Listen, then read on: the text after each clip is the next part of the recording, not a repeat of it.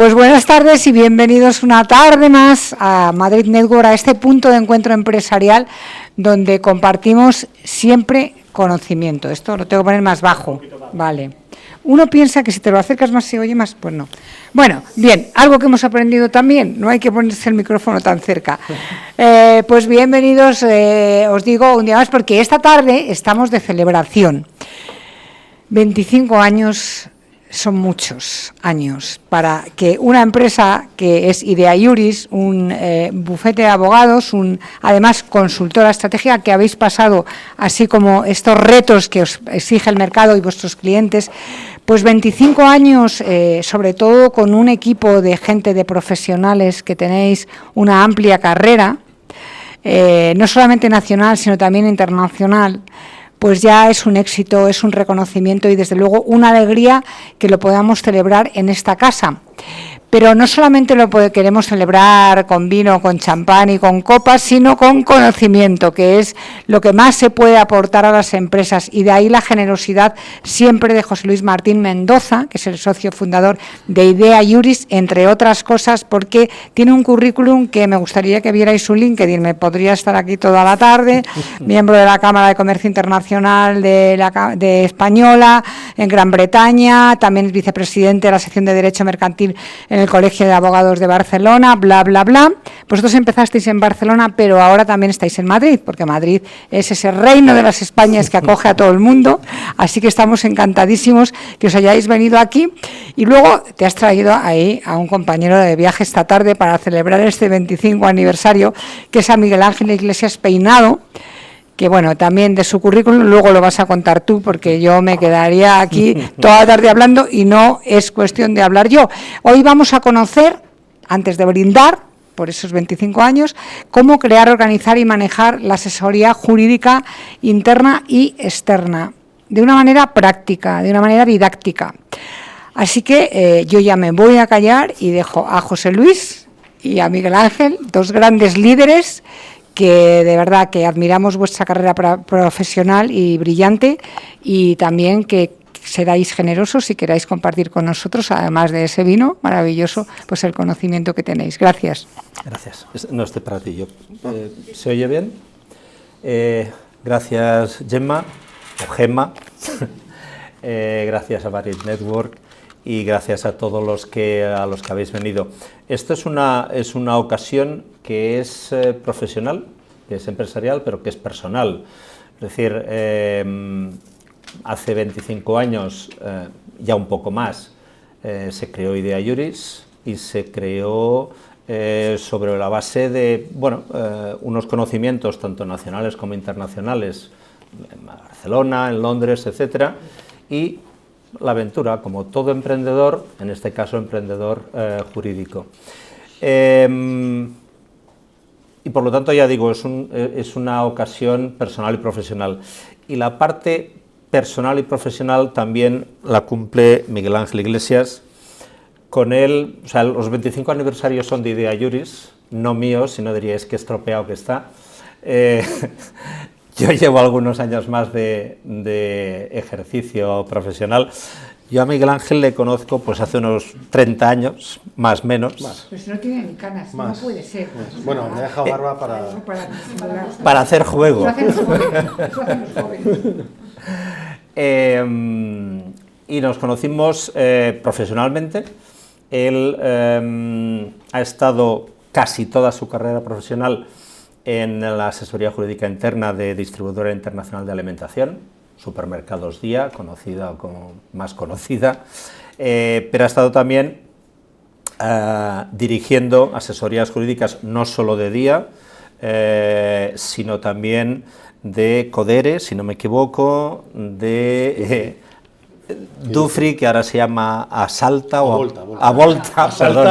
Asalta, no, es verdad, no hablemos de política, no hablemos de política. Y por lo tanto es una persona que, aparte de ser un amigo, es una persona que si alguien sabe sobre asesorías jurídicas internas y cómo organizarlas y cómo exteriorizar determinadas cosas, etcétera, pues es él. Nos conocimos como Idea Iuris, mejor dicho, incluso antes de Idea Iuris, un poco siendo el back office en determinados aspectos, que luego él también comentará, de DIA, y luego pues fue evolucionando. Quiero hacer la introducción de lo que vamos a tratar, y vamos a tratar de lo que es la asesoría jurídica interna, no solo de las grandes empresas, sino de lo que puede ser útil para pequeñas y medianas empresas, y del tipo de despacho jurídico externo que básicamente existe. Pero quisiera matizar que no lo vamos a hacer, creo que tú tampoco, desde un punto de vista académico, científico, lo vamos a hacer desde el punto de vista que sabemos que es, bueno, tú no, que eres mucho más joven, pero de 40 años a pie del cañón, es decir, todo lo que hablemos será sobre la base de experiencia directa en asesoría jurídica de empresa, ya sea interna, ya sea con el apoyo de despachos externos. Entonces, quería meter eso porque no hay dogmas, es un tema que hablaremos de nuestra experiencia, no hablaremos de lo que dice no sé quién, de esto tiene que hacerse así, hablaremos de nuestra experiencia. En primer lugar, y ya entrando a hablar del tema, os daré mi punto de vista sobre los tipos de despacho externos, los tipos de despacho que hay en España. No voy a hacer una clasificación exhaustiva, pero sí que, o sea, tenemos en primer lugar los grandes despachos. Todo el mundo sabemos eso que nos suena. Los grandes despachos, que en España tenemos muy buenos grandes despachos, digo en España, no solo españoles, no solo nacionales, sino también filiales o franquicias de despachos extranjeros. Probablemente la principal característica de un gran despacho, y voy a ir a lo práctico, la principal característica es la gran multidisciplinariedad. Luego lo probáis en casa, que tienen estos despachos, es decir, prácticamente lo abarcan todo, y digo prácticamente porque no es literalmente, es decir, estos grandes despachos que normalmente asesoran a empresa, si un directivo tiene una implicación penal o si un directivo se va a divorciar, normalmente exteriorizan a despachos más pequeños o a boutiques, etc. Pero esa es su gran ventaja, es decir, vas a una gran superficie en vez de ir a una a una tienda que solo vende verduras. Vas a una gran superficie y compras verduras. Serán mejor o peor, pero compras verduras. O sea, lo compras todo. Bien, un despacho grande tiene principalmente esa gran característica.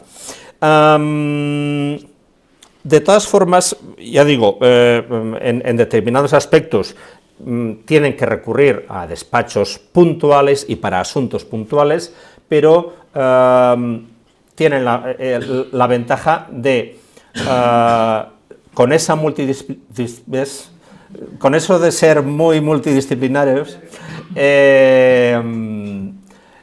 la gran ventaja de que en cualquier momento y para cualquier asunto pueden dedicar un ejército, una infantería de abogados que, o por volumen de trabajo o por cualquier otro aspecto, otro tipo de despachos no podría crear. Entonces, ellos tienen ese ejército, y lo digo con todo mi respeto, o sea, ese gran número de despachos, de abogados, sean desde becarios al senior partner, al socio más senior. Y esas serían las dos principales características. Luego tenemos el pequeño y mediano despacho. El pequeño y mediano despacho no podría sobrevivir sin la especialidad. Tiene que tener una o dos especialidades importantes y normalmente, ya digo que no hablo de reglas, sino de lo habitual, normalmente el socio o socios fundadores, si es que todavía no ha habido cambio de generación, el socio o socios fundadores marcan el carácter del despacho. Marcan el carácter en el sentido de temas éticos, temas de contratación, temas de remuneración, temas de a qué clientes y a qué no clientes se puede coger o no se puede coger. Es decir, la facturación es importante, en toda empresa es importante y un despacho es una empresa también, pero no es tan importante como, por ejemplo, en un gran despacho. En un gran despacho la facturación es una obligación más para todos, pero en un gran despacho es mucho más sangrante el tema de facturación. Estos pequeños y medianos despachos que si tienen esa especialidad o un par de especialidades, es lo que se denominan las boutiques jurídicas, son las que frente a un gran despacho o frente a un abogado individual, un abogado unipersonal, que parece que no, pero todavía los hay y muchos, tiene la capacidad de dedicar buenos recursos a un determinado asunto sin poder dedicar esos ejércitos que decíamos antes, pero tiene la capacidad de también ser multidisciplinar en aquellas materias en las que no sea especialista. Es decir, tiene una o dos especialidades, pero luego hay otras materias que pueden atender con solvencia. Luego tenemos, no entraremos porque no es un despacho, pero ya digo, en España todavía hay muchos abogados individuales y no necesariamente dices, bueno, estos son los que tienen muchos años, están a punto de jubilarse. No, hay abogados que prefieren ejercer de forma autónoma. ¿Por qué? Por reducción de gastos, etcétera, etcétera. Pero bueno, no vamos a entrar en ello. Pero sí que quisiera poner como tercera categoría de despacho lo que sería, o lo que se denomina, tienen muchas denominaciones, asesoría fiscal, jurídica, contable y laboral.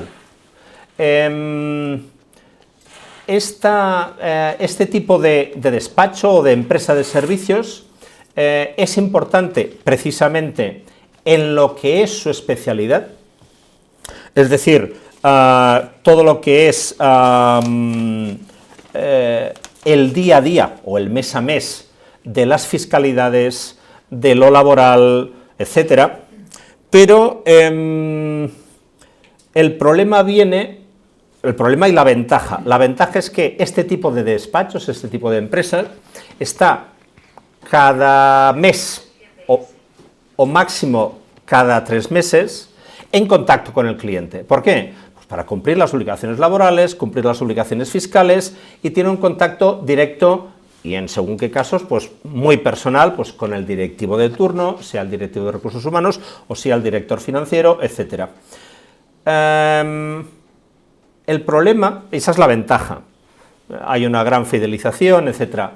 El problema viene cuando esa confianza hace que a estas empresas de servicios la empresa, el cliente, le encarga otros temas que no son suyos, otros temas de especialidad jurídica que no son suyos. Aquí entra, lógicamente, la decisión ética de esta empresa de decir, oye, yo te subcontrato a quien sea, o yo no te lo puedo llevar, pero te elijo a quién y superviso, etcétera, o no. De todas formas, y sigue siendo mi punto de vista, por supuesto, claro, no es recomendable, no suele ser recomendable llamar al fontanero para que te arregle un grifo del baño y ya que está, por el mismo precio que te arregle la instalación eléctrica. Si has llamado a un fontanero para que te arregle el grifo, te arreglará el grifo muy bien, pero luego no te quejes si la instalación eléctrica no la ha arreglado del todo bien, ¿vale? Aunque sea por el mismo precio, bien, pero ya digo, no suele ser recomendable.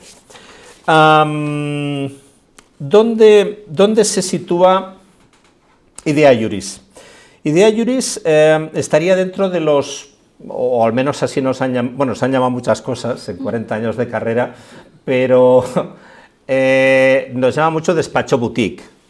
Nuestra especialidad, sí, nuestra especialidad sería básicamente los contratos de colaboración empresarial y muy específicamente el de franquicia, pero colaboración empresarial como puede ser franquicia, distribución, agencia, etcétera. Eso sería un poco nuestra especialidad, pero como decía antes, eso no quiere decir, es decir, eso es en lo que, y perdonadme, pero en 40 años pues llega un momento en que eso es en lo que somos muy buenos, digo y perdonadme que lo diga así. Hay, digamos, que datos objetivos que dice que somos buenos en esas materias, pero eso no quiere decir que solo podamos asesorar en esas materias. Es decir, hay una sociedad del despacho que lleva 25 años dedicándose exclusivamente a laboral y es buenísima en laboral. Hay otro abogado que lleva protección de datos y lo lleva muy bien. Quiero decir, hay una especialidad. Eso es un poco lo que diferencia y lo que da fuerza a un despacho pequeño-mediano, pero obviamente no somos exclusivistas. Hay despachos, suelen ser muy, por ejemplo, los despachos de derecho penal casi exclusivamente se dedican a derecho penal, pero si no, hay una serie de, es decir, un poco, nosotros nos dedicamos sobre todo a empresa, entonces, sí, contratos de distribución, franquicia, agencia, etcétera, pero la empresa necesita protección de datos, necesita contrataciones y despidos laborales, necesita, entonces, todo lo que abarca una empresa lo podemos hacer. ¿Qué no podemos hacer? Pues lo que os decía antes, si un cliente me viene con una fusión transnacional, con una empresa que cotiza en bolsa, no se lo voy a llevar yo. No le estaría estafando, pero no le estaría permitiendo que obtuviese el mejor servicio posible. Y por lo tanto prefiero subcontratar o decirle que subcontrate o colaborar con un despacho que realmente lo lleve así. En comparación con asesorías fiscales, en Idea Juris siempre hemos tenido claro que es una sociedad profesional de abogados y solo de abogados. Lo cual no quiere decir que nuestros clientes, como empresas, también necesitan contabilidades, fiscalidad, laboralidad. Eso lo que nos llevó es que llevamos colaborando con una firma en Barcelona desde hace también pues 20 y pico años, y nos llevó a que en el 2011, si no recuerdo mal, creásemos Affectio Group, que es un grupo de 3 líneas, de 3 divisiones, que sería la jurídica, que es Idea Juris, pero que tiene la fiscal laboral y la consultoría empresarial. Por lo tanto, Idea Juris no se mete donde no sabe, pero si hay alguno de estos otros temas tiene para recomendar con confianza, y el cliente tiene una ventanilla única, es decir, me puede preguntar a mí cómo está su inspección de Hacienda, porque al cabo de media hora yo se lo puedo decir, y no tiene que andar yendo de una ventanilla a otra para ver cómo está su tema, aunque yo no lleve fiscal. Eso sería en cuanto a asesorías fiscales y laborales. Y finalmente, en comparación con los grandes despachos, yo creo que la diferenciación, más allá de la obvia del tamaño, que puede importar o no, pero más allá de la obvia de grandes despachos en comparación con Idea Juris, o de Idea Juris con grandes despachos, que ya digo, insisto, tenemos, y conozco abogados, tenemos magníficos despachos nacionales y extranjeros sitos en España. La gran diferenciación, o hay 2 grandes diferenciaciones, como he comentado antes, sería esa capacidad de dedicarse a muchos temas y dedicar muchos recursos humanos a esos temas que lo necesiten. No creo que la diferenciación esté en la calidad, no respecto de ayer, hablo respecto de despachos pequeños y medianos, porque al final los grandes despachos están compuestos de personas, y en un despacho de abogados puede haber un buen abogado o un abogado no tan bueno, a pesar de que esté en una marca grande o en una marca mediana o pequeña, Pero, obviamente, también está el tema de la efectividad o del cost effective, de la efectividad económica de los servicios que puedes contratar a un gran despacho, a un pequeño despacho o a un mediano despacho. Yo ahí hago una caricatura que a mí me sirve, como las fábulas en su momento, para intentar ser lo más didáctico posible. Yo digo, a mí si un cliente me dice, yo quiero correr en cinta, quiero hacer ejercicio corriendo en cinta, dime a qué gimnasio tengo que ir. Obviamente yo, si conozco un si conozco un gimnasio que es muy pequeñito, tiene una sola cinta de correr y casi no tiene ni ventana al exterior, no se lo recomendaré. Pero claro, tampoco no le recomendaré, y si ese cliente me dice, oye, me han recomendado un gimnasio, pues que tiene piscina olímpica, tiene ring de boxeo, tiene salón social, tiene pesas que no te las acabas. Le diré, ¿pero tú qué vas a hacer al gimnasio? Yo correr en cinta. Ya, pero ten en cuenta que cuando tú pagues la cuota mensual de ese gimnasio, tienes que pagar una parte proporcional del ring de boxeo, de la piscina olímpica, de las pesas y de todo el personal que tiene que hacer el mantenimiento de todas esas instalaciones que tú nunca vas a usar. Entonces, para mí, esa es la gran diferenciación entre un gran despacho y un despacho pequeño y mediano. Por último, antes de dar paso a... De esto hablaremos. Por supuesto. Debatiremos y también yo creo que habrá preguntas, porque aquí hay clientes para saber exactamente qué es lo que ellos demandan de un despacho. Para eso estamos.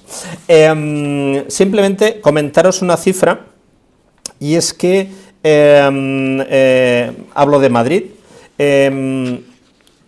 más del 60% de los abogados ejercientes en Madrid trabajan en despacho y alrededor de un 20% trabajan en asesorías jurídicas de empresa. Esto por un lado. Y por otro lado, algo que me ha llamado la atención, y es que, bueno, no me ha llamado la atención, al final en España es el equivalente de las empresas, es decir, las pequeñas y grandes empresas son la gran mayoría en España, o sea, las pequeñas y medianas empresas, perdón, son la gran mayoría en España, y las grandes empresas son la minoría, lo que pasa que otra cosa es la facturación. Me ha llamado la atención de que hasta el 73% trabajan en despachos pequeños, o sea, de ese 73, un 38 en despachos pequeños medianos, y lo que os decía antes, un 35% son despachos unipersonales, o sea, que pensábamos que... No, un 35% son despachos unipersonales. Esto un poco para hacer una idea. Y doy paso para que hable sobre todo de los departamentos jurídicos o las asesorías jurídicas de grandes empresas a Miguel Ángel Iglesias. Pues muchas gracias, en primer lugar, por invitarme a participar en esta jornada. Felicidades por el aniversario, 25 años no son poco, y con lo que está cayendo en este país, pues realmente hay que ponerlo en valor. Y como bien ha dicho anteriormente, ¿me escucháis? Yo creo que así sí. No, es que... Es para la grabación, claro. Perdona. Para el streaming. Perdona, es que parece que voy a... No han venido, pero bueno. No sé. Tengo Tengo una sensación de Bertín Osborne total. Entonces... Te paso un vaso ahora. Sí, pues a José Luis le conozco desde hace 30... Te has quedado corto, 34. Te agradezco el piropo de joven. Tú ensáñate ahora, tú ensáñate. Indudablemente, pero han sido muchos años. Yo creo que luego debatiremos sobre eso, porque tú has comentado algunas de las diferencias de por qué un despacho pequeño, mediano y un grande. Yo creo que los clientes en general, ya sean clientes de pequeñas empresas, clientes de medianas empresas o clientes de grandes empresas, en mi caso, yo he tenido la fortuna de trabajar en grandes empresas y me hubiera gustado tener la experiencia de trabajar en una empresa de tamaño más pequeño, porque creo que el trabajo es probablemente mucho más difícil que en una gran empresa. Y no hay diferencias entre lo que demandan de un abogado. Demandan confianza, atención al cliente, con celeridad y precio. Eso es lo que demandamos. El servicio se da por hecho. Y si das un mal servicio la primera vez, en la segunda ocasión ya no vas a volver a trabajar. Entonces, eso es aplicar el sentido común. Me pidió José Luis que hablara un poco de las asesorías jurídicas internas de las grandes compañías. Yo no tengo el secreto de la Coca-Cola. O sea, yo creo que cada uno... Sí, no, cada uno tiene su librillo y yo, como en tantos órdenes de la vida, yo creo que lo que hay que aplicar es el sentido común, ¿vale? Y un sentido común aplicado a cada momento. Yo creo que es importante hablar, en primer lugar, del contexto en el que nos hemos movido casi en estos últimos 30 años, para que veamos la evolución de ese contexto y la evolución de lo que han sido las asesorías jurídicas internas. Y muchos de los que estáis aquí los habéis vivido en vuestras empresas y en vuestras carnes.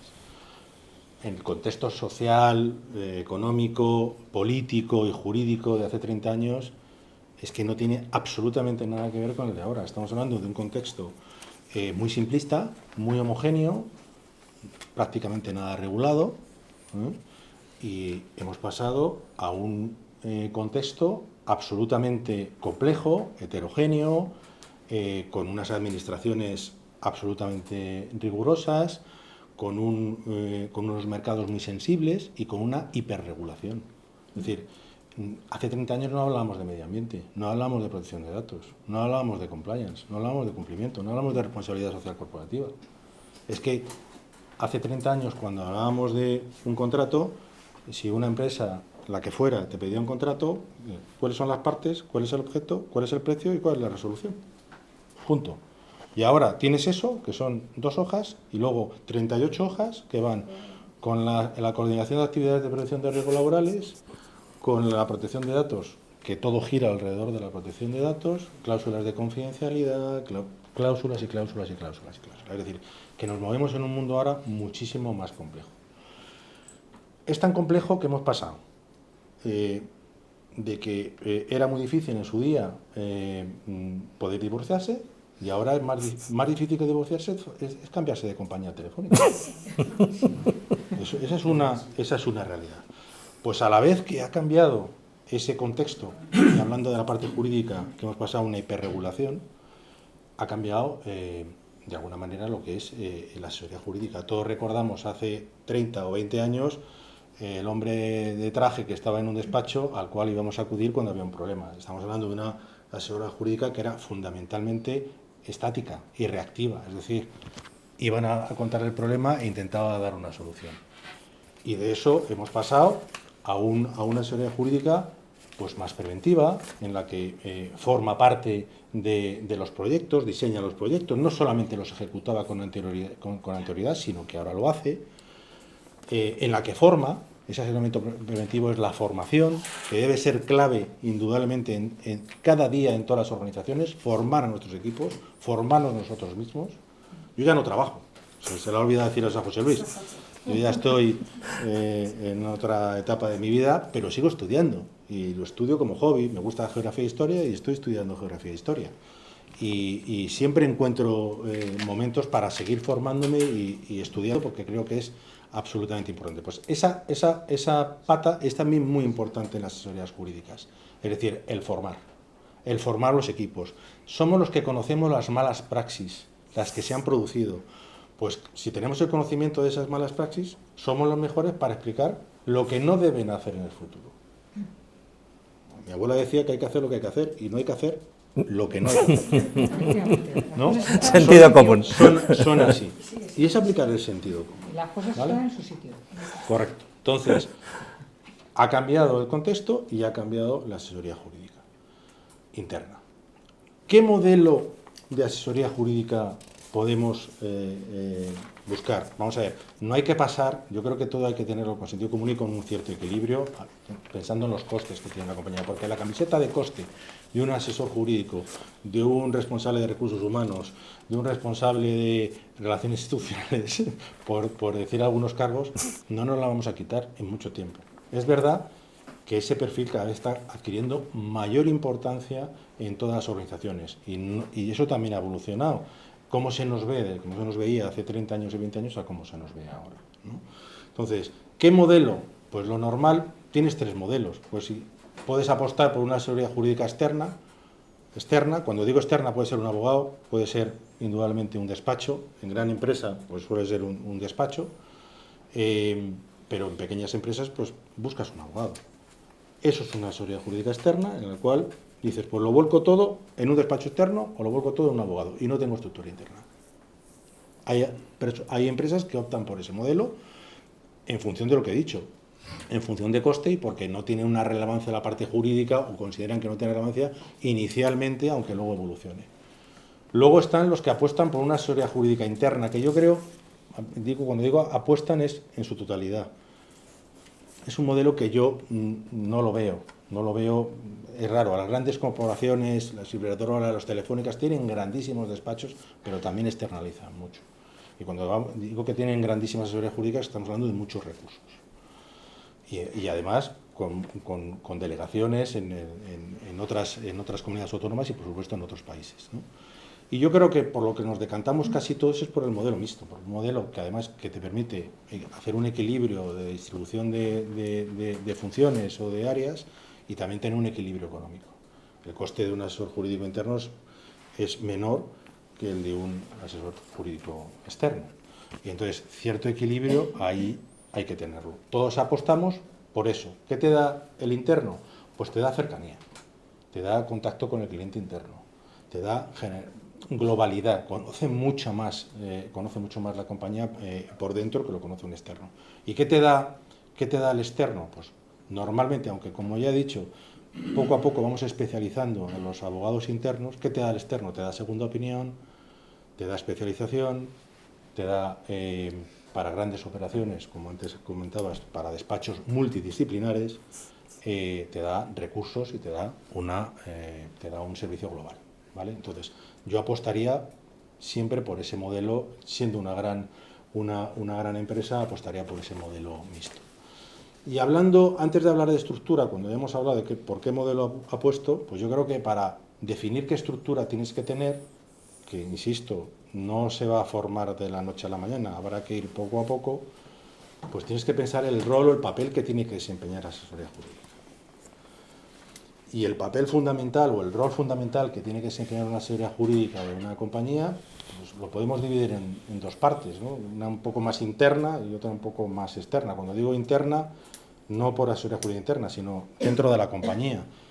El asesoramiento preventivo, la formación, control de obligaciones y contratos, que es el principal riesgo que tiene cualquier compañía en la parte jurídica, y ahí para intentar solucionar el problema o ser más ágiles hay que estandarizar contratos en todo lo que sea posible, y te da, y aparte del control de contratos, pues insisto en la interlocución, por decirlo de alguna manera, en la negociación y en la designación de despachos externos.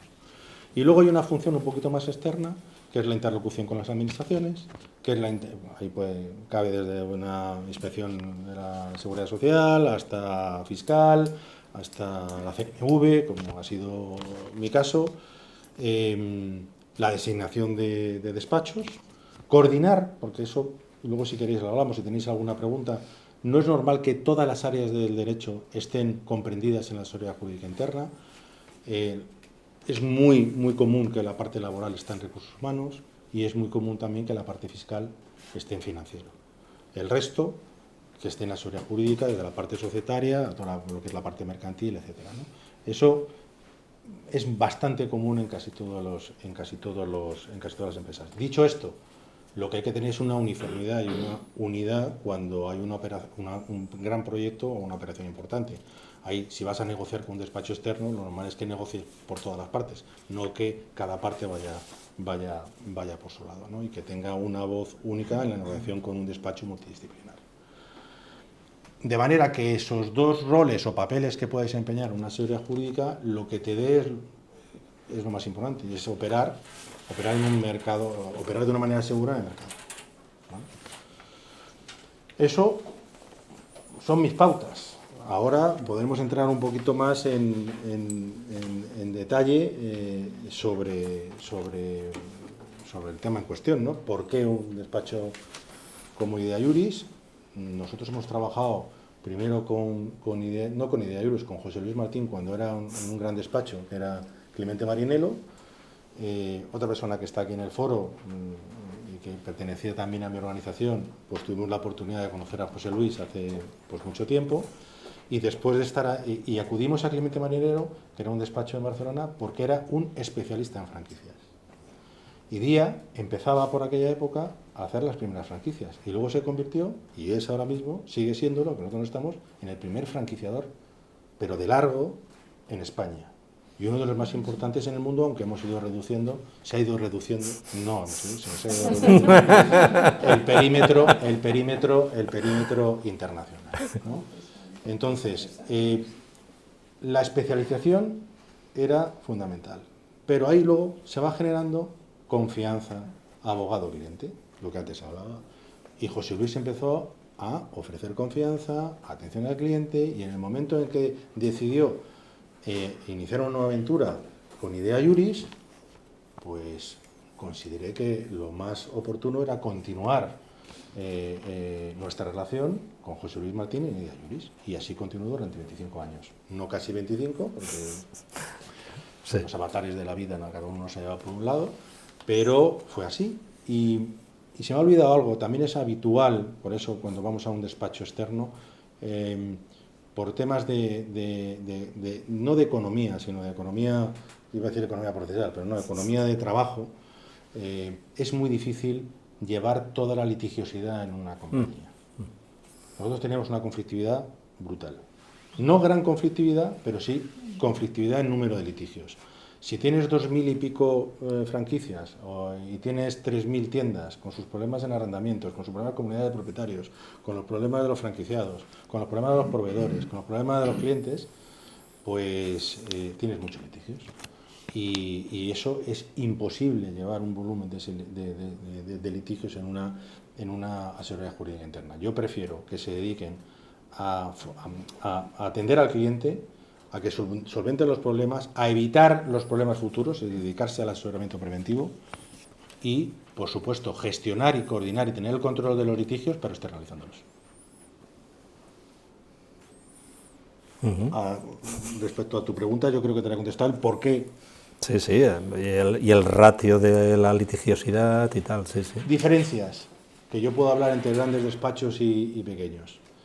Pues a veces hay decisiones políticas dentro de una compañía, ¿vale? Una empresa cotizada con un consejo de administración, que cada consejero opina según su padre y su madre, y son importantes y hay que escucharlos, y a veces se toman decisiones, hombre, que juegas con las cartas marcadas. Si vas a estar con Uría y Menéndez, con Garrigues, con Clifford Chance, con Linklater, pues sabes que te respalda una gran enseña y un despacho internacional. Y a veces se toman decisiones políticas, sabiendo que tienes la parte jurídica más o menos controlada. ¿Por qué? Porque son un nombre que dentro de un consejo de administración nadie te va a reprochar. Da garantía, claro. Aunque se equivoquen. ¿Vale? Exacto, aunque se equivoquen. Aunque se equivoquen. Pero lo que nadie sabe es que cuando trabajas con despachos de este calado, y que son muy buenos y con los que tengo muy buena relación y buenos amigos, es que luego no te da servicio un socio. Para que os hagáis una idea, una tarifa de un despacho grande de socio puede estar ahora mismo, yo llevo 2 años fuera del mercado, pero probablemente esté ahora mismo entre los 600 y 700 euros la hora. De un socio. Socio senior. Socio. Socio, ¿vale? Luego, las tarifas van bajando, si vas con un asesor, un advisor, vas socio con junior, sí, etcétera, ¿vale? Pero claro, la rotación que tienen estos despachos en junior es brutal.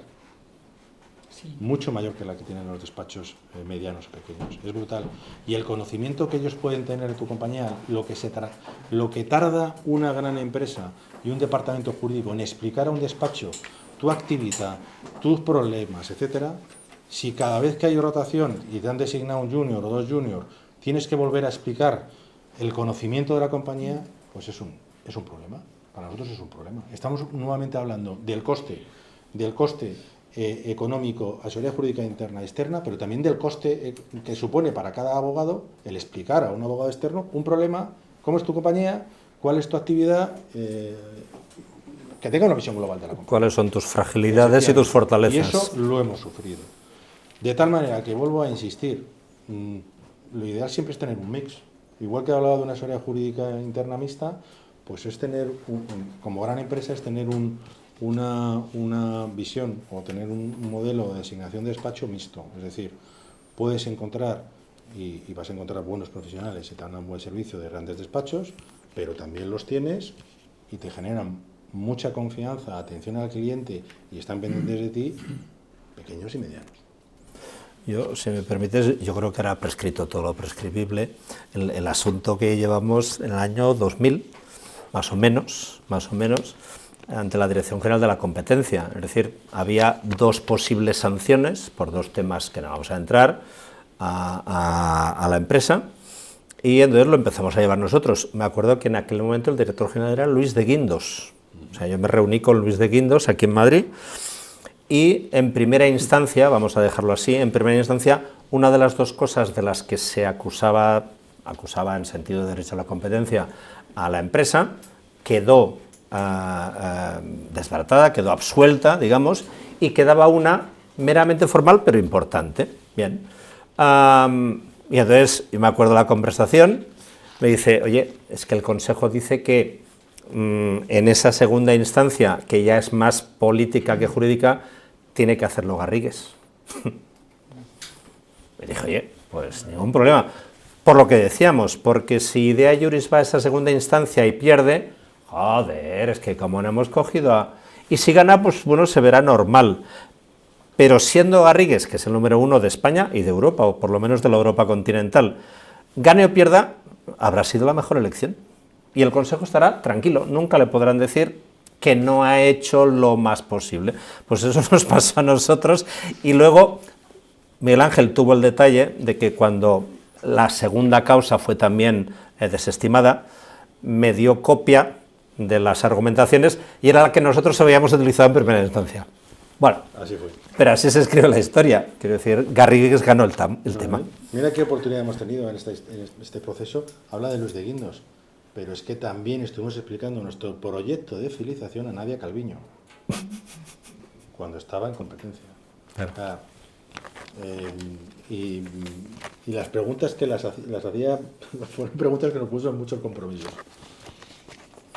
Bueno, más cosas. Es que sabíamos que teníamos a primeros espadas, pero aquí estáis descubriendo ahí cosas que nos vamos con subidón. Las que se pueden, las que se pueden.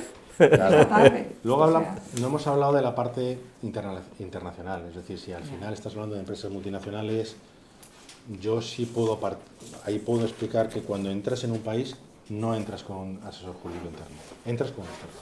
Sí, y más si entras en un país absolutamente complejo, es decir, tú entras en China y tienes que ir con un despacho, pero tienes que ir con un doble despacho. Ahí entramos con un despacho español que generaba confianza porque tenía allí vínculos, que era Garrigues, pero el despacho que movía los hilos era un despacho chino, porque entrar en un país como China y entrar con una sociedad y constituirla no era nada fácil. Luego han ido cambiando las cosas.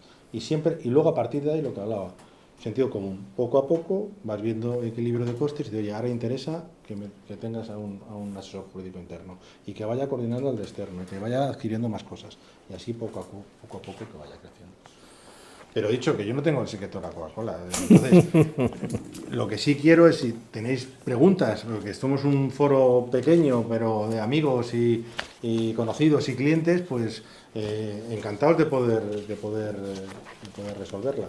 Pues preguntas o experiencias o alguien que quiera contar un poco su caso. Yo creo de todas formas que lo que tú dices, sentido común cuando se tiene visión, porque al final el sentido común se aplica con un criterio cuando tienes una experiencia, un recorrido, cuando a veces te has equivocado, ¿no? Y eso, pues en compañías más grandes, imagino que los liderazgos están más marcados y probablemente pues con una trayectoria curricular más grande. Y bueno, pues eso no quiere decir que no se equivoquen, ¿no? Pero... No he hablado de los perfiles de los asesores jurídicos, es decir, de a quién contratamos. Eso también ha evolucionado mucho. También ha evolucionado. Yo puedo decir que en la última etapa yo buscaba perfiles más completos, no solamente un abogado, es decir, si podía tener un conocimiento, una doble licenciatura en Derecho y Administración en ADE, en Administración de Empresas o en Economía, pues era perfecto, porque te da una visión. En un despacho antes no se trataban tantos temas económicos, eso ha ido evolucionando y cada vez más. Pero claro, el problema de contratar a perfiles a veces altos de inicio es que luego quieren una carrera muy rápida y a corto plazo. Y eso genera problemas en una estructura. Por lo que antes decía, lo que tardas en formar a la persona que contratas, en que conozca la compañía, si a los 2 años se te marcha, ese conocimiento se te va con él y tienes que volver a formar y volver a formar. Es decir, lo ideal sería eso, pero luego tu política económica, por decirlo de una manera, política salarial, va en consonancia con la que tiene la compañía. Y a veces las excepciones no son normales. Entonces, lidiar y gestionar con eso es complicado, ¿no? Entonces, a mí ese perfil cada vez me gusta más, pero tiene por contra el problema de que tiene una mayor ambición y de rápido, porque también es verdad que han cambiado mucho los perfiles de cuando nosotros éramos, que lo teníamos todo muy claro, echábamos horas, y ahora cuando entran ya quieren ser directores generales en 3 años. ¿No? Ahora te entran directamente preguntándote por la política de teletrabajo y por las vacaciones y cuánto gano, y a los 2 años quieren ser director general. Eso ya es comentario de persona mayor, ¿eh? Bueno, pero es una realidad. Sí. Y luego hay otras cosas que también podemos hablar, que es el tema de coste. Yo he tenido la oportunidad de llevar el tema de compliance, la desgracia de llevar el tema de compliance, y no voy a entrar en lo que ocurrió un día, que fue muy desagradable, pero lo peor de todo, después de todas mis vivencias, es que muchísima gente se fue a la calle con un ERE, además compañeros míos de muchos años, claro. Y que no han tenido fácil luego el poder reubicarse. Eso es lo peor, independientemente de lo que yo podía vivir a nivel personal durante un año. Pero en despachos de abogados y en Big Four gastamos 78 millones de euros en 6 meses. Eso poca gente lo sabe.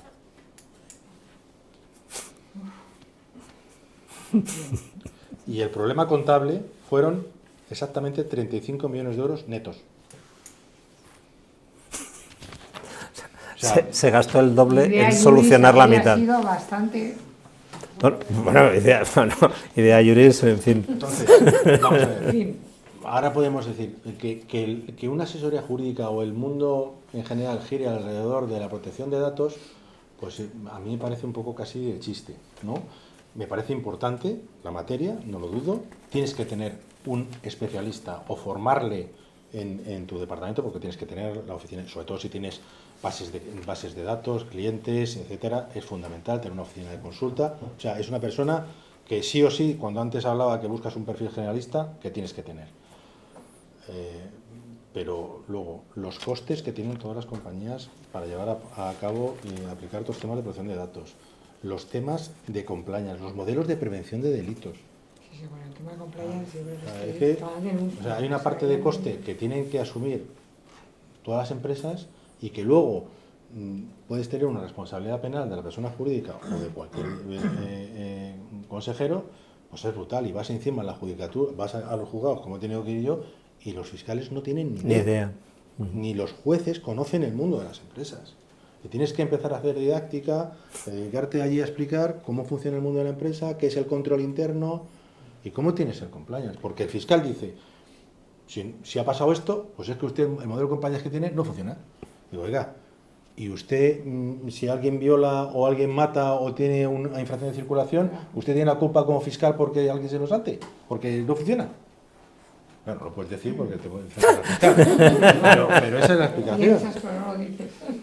Pero vemos que has sobrevivido bien a todo esto, que eres una persona, pero oye, resiliente, y además ahora te dedicas a la vida contemplativa. O sea, que todos estos dolores de cabeza te ha dado para que tengas ahora una trayectoria tranquila. Sí. O sea, a lo mejor merece la pena que le duela a uno la cabeza, y luego ya... Un poquito. Una amiga mía, que además está aquí, me dijo que se encontró a un amigo común y que dijo, ¿y Miguel Ángel qué tal? Y dice, pues mira, la ha pasado mal, pero ahora vive como un rey. Y me lo dijo así, y dije, ya le gustaría a Felipe vivir como yo. Que por cierto, además, era abogado. Claro. Entonces, bueno. Si tienen preguntas... Si no hay preguntas, yo quisiera acabar con un tema que tenemos vino. Que a veces... O sea, sí, es muy corto. Se puede estar Sí, en el también. vino y Es muy todo. corto. Vino y cosas de comer. Vale. Qué bien. Bueno, sí, hemos venido para eso, o sea que... Para eso. Y es lo siguiente, claro, estamos hablando, yo he hablado de los despachos y Miguel Ángel ha hablado de las asesorías de las grandes empresas, pero hay características y o necesidades que las pequeñas y medianas empresas también tienen. Obviamente, no van a tener una gran asesoría jurídica, no van a gastar, como decía él, más dinero en la asesoría jurídica que en lo fiscal. No, claro que no.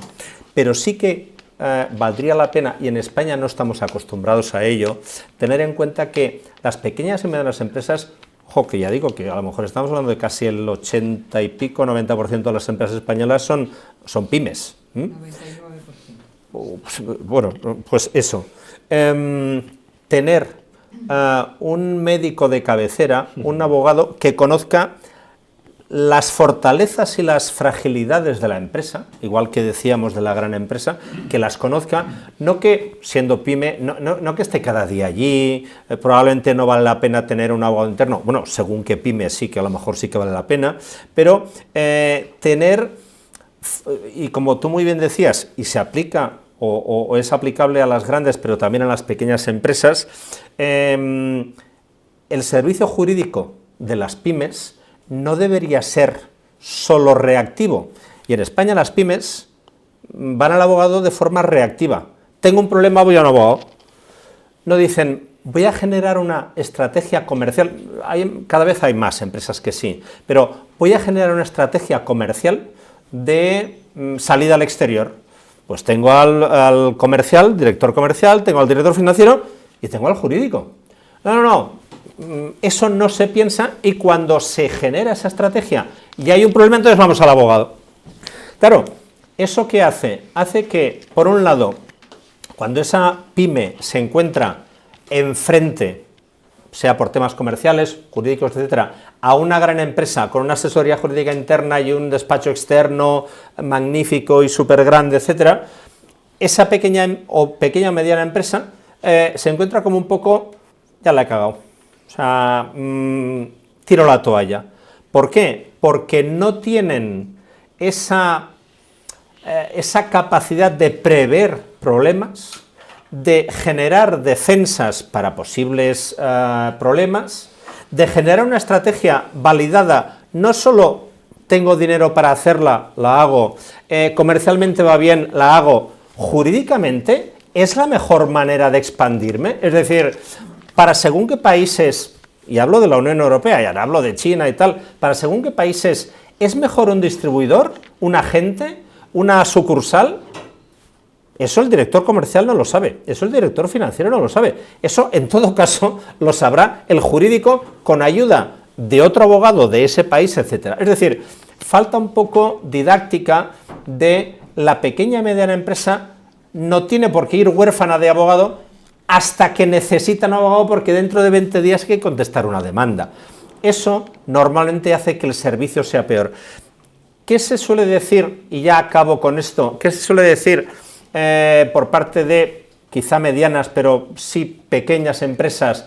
Hombre, es que contratar a un profesional bueno es caro. Dice, pues no sepa usted lo caro que le puede salir un profesional malo. Bueno, pues eso es un poco también, es decir, obviamente en proporción, no es directamente aplicable, pero todas esas necesidades y esas características que Miguel Ángel comentaba desde su punto de vista de empresa, gran empresa y asesoría interna y asesoría externa, bajemos en proporción, pero las pequeñas y medianas empresas serían mucho más productivas y mucho más eficientes si tuvieran en cuenta ese toque jurídico antes de tener el problema y probablemente para evitar el problema.